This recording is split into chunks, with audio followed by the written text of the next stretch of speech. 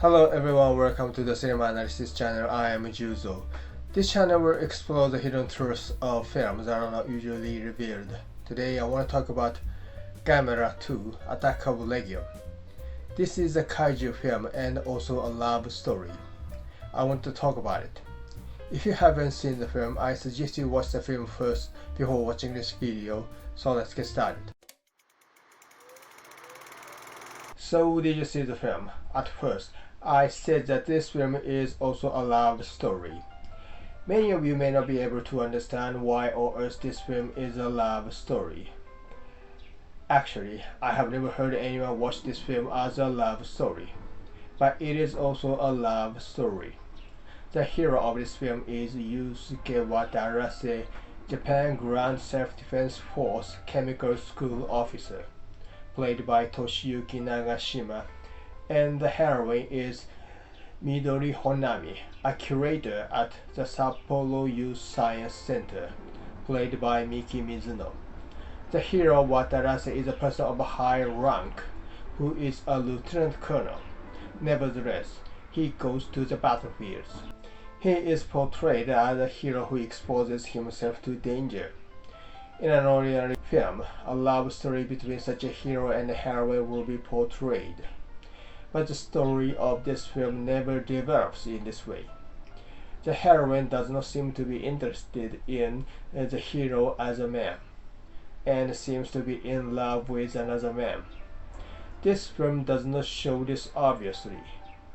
It is not shown explicitly, but in such a way that only those who are able to notice it will notice it. At the beginning of the film, there is a warning that a meteor shower is about to hit the earth. The heroine Midori Honami also noticed something strange in the sky. But strangely, the meteor that must have fallen to earth was never found. However, the ground was torn up and the trees were broken down. It is a very interesting beginning. The story begins with the mystery of the disappearance of a meteor that was supposed to fall. Of course, it is obvious that this is a kaiju film. The audience has already realized that it moved without hitting the ground. After that, the communication network starts to have problems.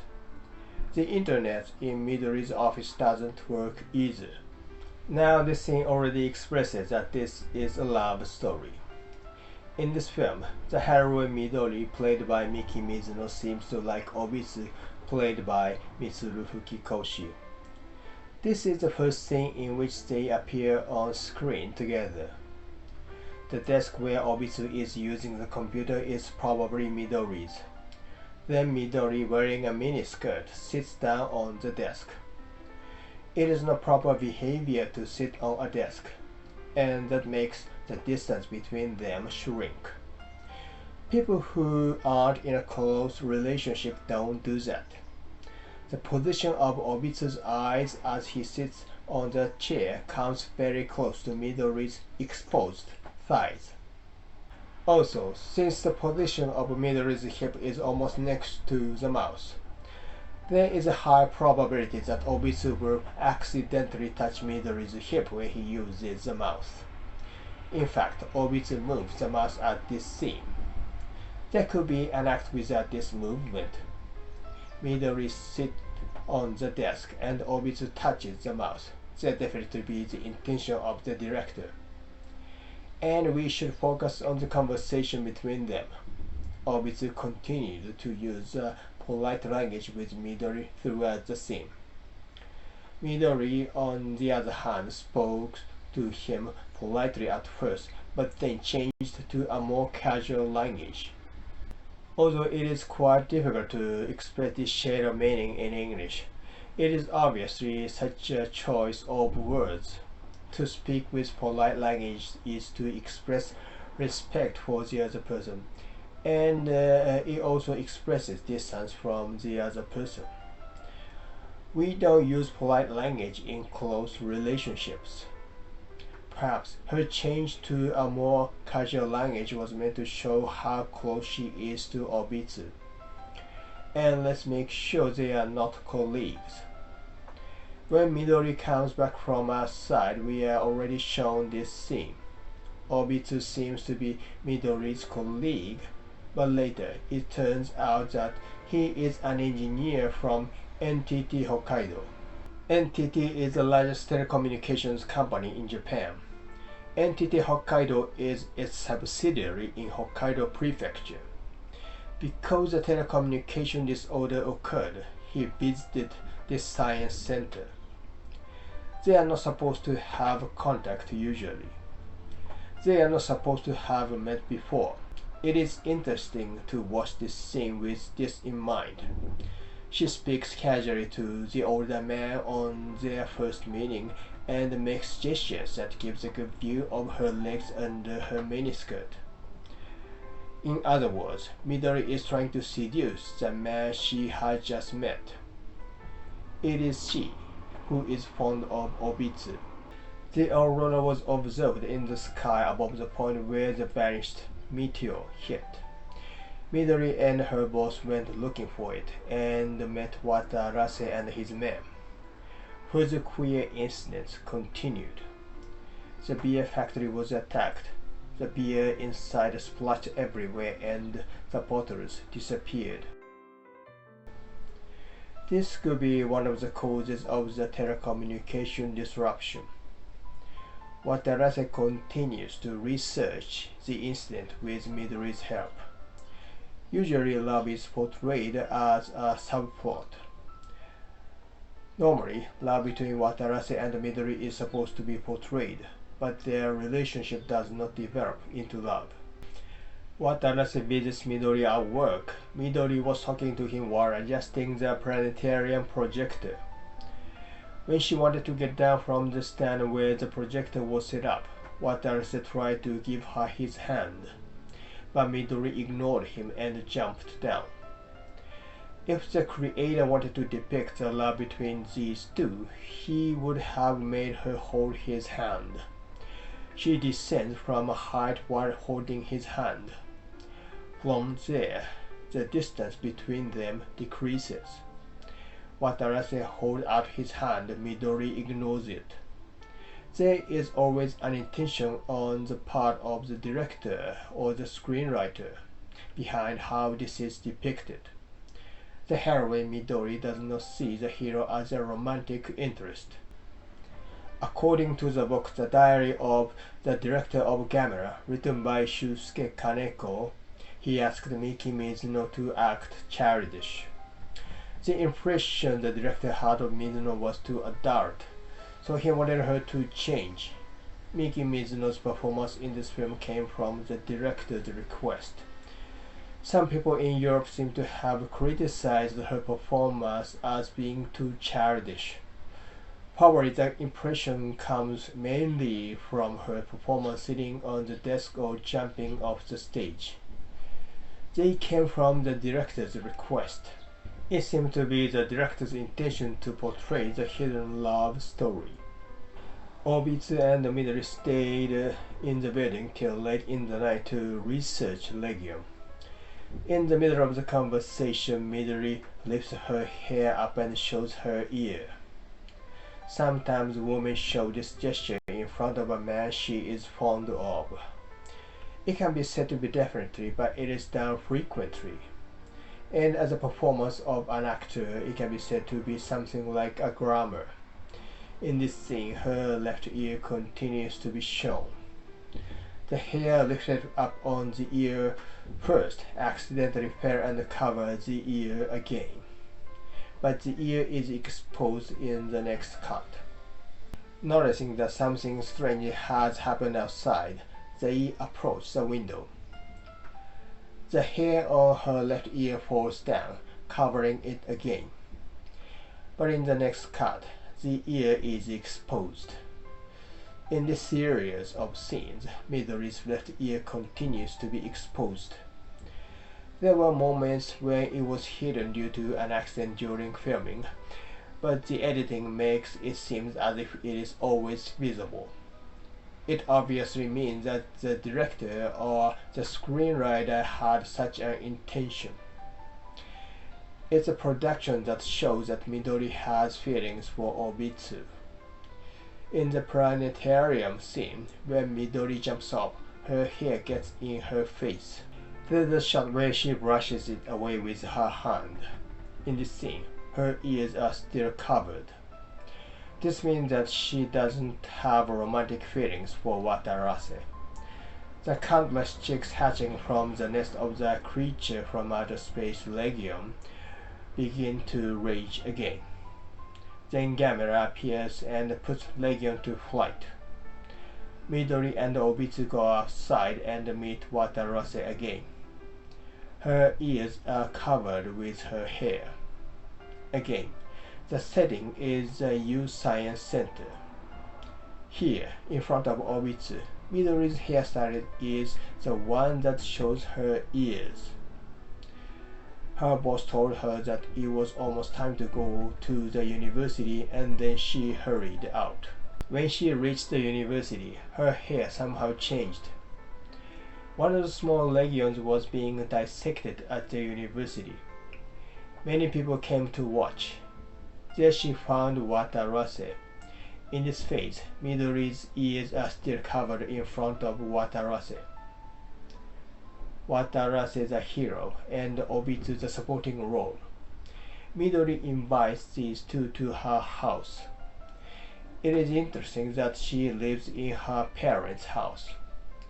Her parents run a pharmacy.